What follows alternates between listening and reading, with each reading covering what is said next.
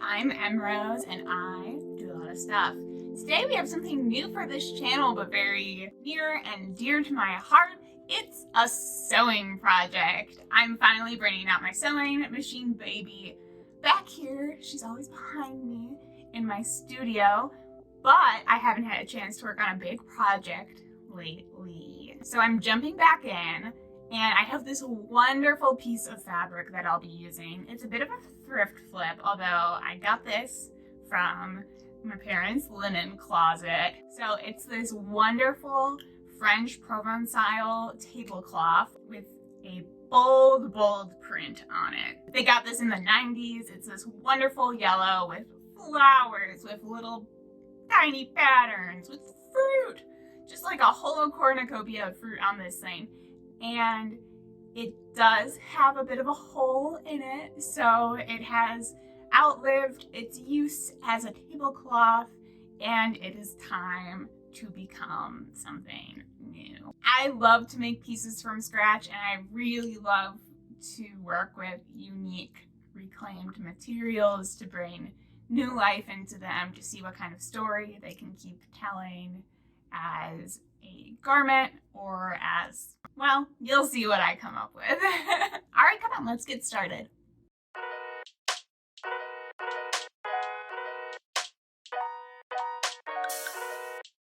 I want to give you one more look at this tablecloth. You'll see it's actually an oval, which will come into play later.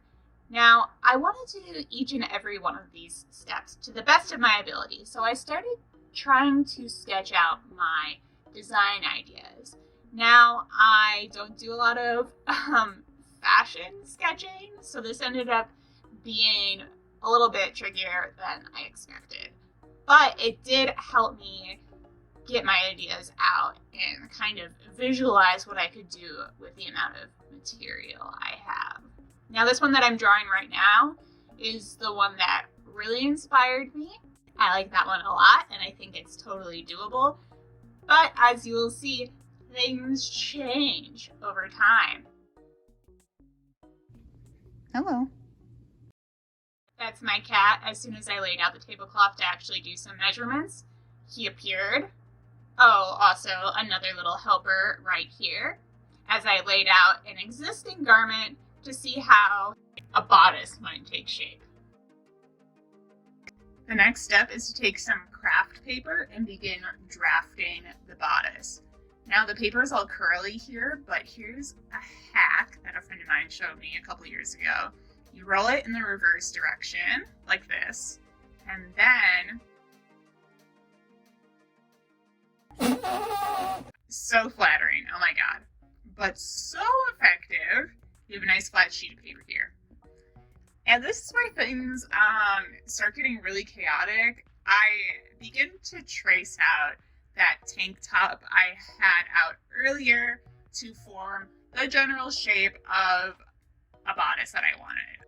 I'm using a giant frame as a straight edge to get those lines, and I'm kind of guessing based on my measurements and the look that I am picturing in my head. They're laying in wait. Oh, and giving kisses.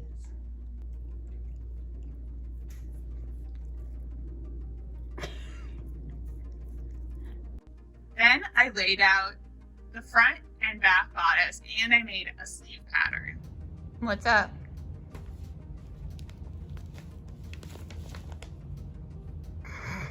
Okay. Now, I don't know what it is about sewing, but I get super sweaty and grody every time I'm wrangling these materials. And you saw that look. That was the look of me trying to remember how to sew after quite some time away from my machine.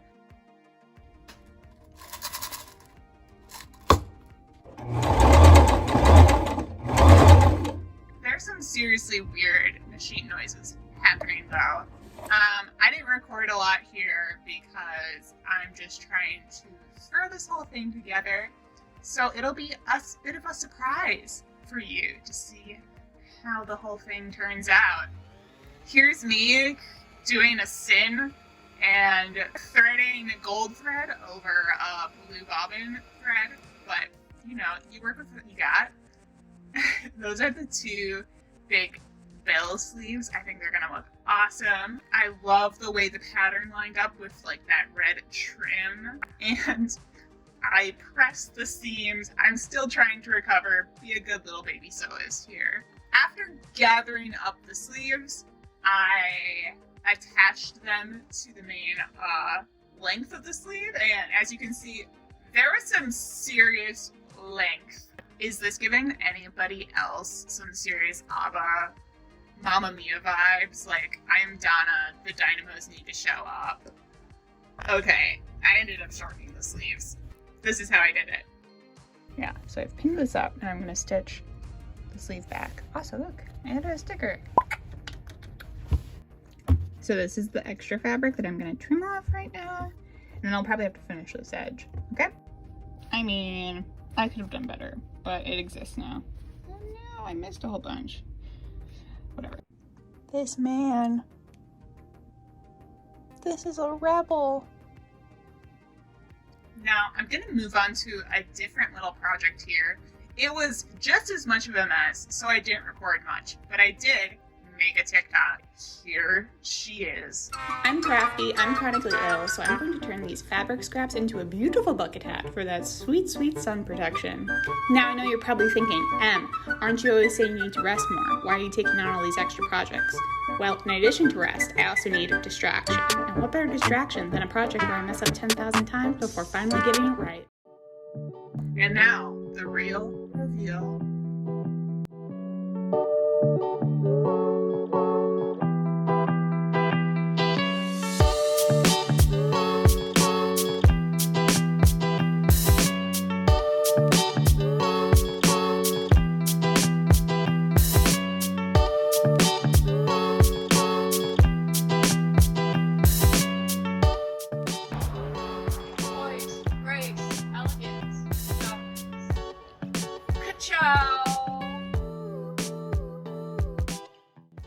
So as a wrap-up, I love how these turned out. I mean, I love the bucket hat so much. I'm going to show you a few more shots so you can see all the details. I'm just going to gaze at it lovingly right here, honestly. I ended up cutting off so much of the fruit pattern from the shirt pieces just because of fit and size reasons.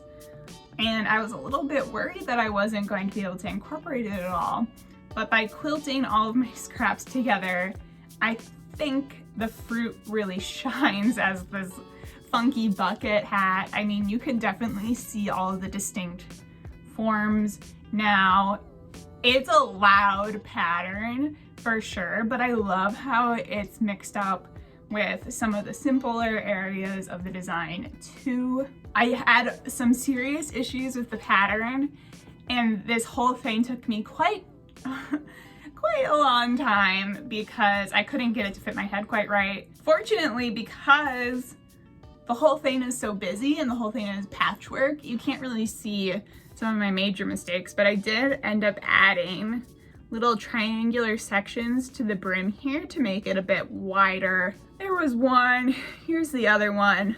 But like I said, you can really barely tell. And then the inside, I love how it's reversible, by the way. The inside ended up a little bit bigger than the outside, and I'm not sure why, but it does fit me.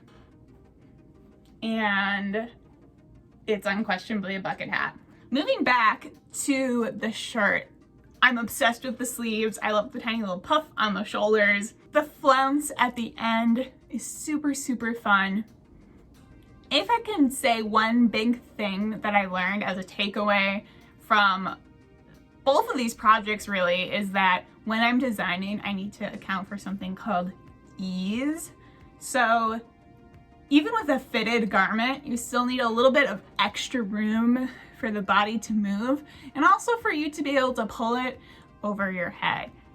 When I drafted the pattern for the bodice of the shirt, I based it off of a garment that I thought didn't have too much stretch, or I at least thought the stretch wasn't a factor in the fit of it on my body, but it actually was a huge factor. It was a really, really big part of the fit of it. Meanwhile, the fabric I was harvesting from the tablecloth really had absolutely no stretch in any direction. It's cotton. It's great fabric for clothes because it's very breathable, but it's stiff. And my design ended up changing so many times throughout this process because I just couldn't get the bodice over my head. It also has that huge slit down the back with the buttonhole closure to help with that that process of getting it over my shoulders. It's really not a perfect fix, and it's still hard to get on, honestly. But I think I'll totally be wearing it. I will probably save it for the fall. It is long sleeved. It was a little warm on me, but like I said, the cotton's really breathable. So I think I'll get some great use out of it for like cute dates or something. I think I would see a little bit more growth in my craft as a sewist if I followed some actual patterns and I learned some more of the building blocks a little bit more. And if I worked with an ample amount of fabric for once. I feel like the biggest challenges I've been working with recently have been, okay, I have this really restricted amount of fabric. What is even possible to make with this? But I am interested in seeing if I can have a vision from the start that I can exactly reproduce by the end and not have to switch up because of either mistakes, which I did make plenty of, or yardage limitations. Sewing is just really dear to me. I definitely have the bug now. I want to work on so many different projects. I'm really interested in building up my wardrobe with some really wearable styles. Garments that will last me through several seasons and that I can take a lot of pride in all of the details, if that makes sense. It's interesting to think about how this fits into my creative life overall. I like knowing how things work. I like being able to look at a garment and use my sewing knowledge to understand how it was constructed and the kind of time that went into it. And I think that is a very fundamental drive in everything that I've been making in my artwork lately. I just want to know how stuff works and I want to keep learning. Thanks for joining me for this sewing vlog. I hope you had some time to relax or maybe make something of your own along the way. You can follow along with me and all the stuff I do on Instagram, TikTok, and Twitter. I'll put all the links below. If you could please like this video and subscribe to the channel, I would really appreciate it. It helps these videos out a lot. And that's it for now. Until next time, this is Rose. Thanks so much. Bye-bye.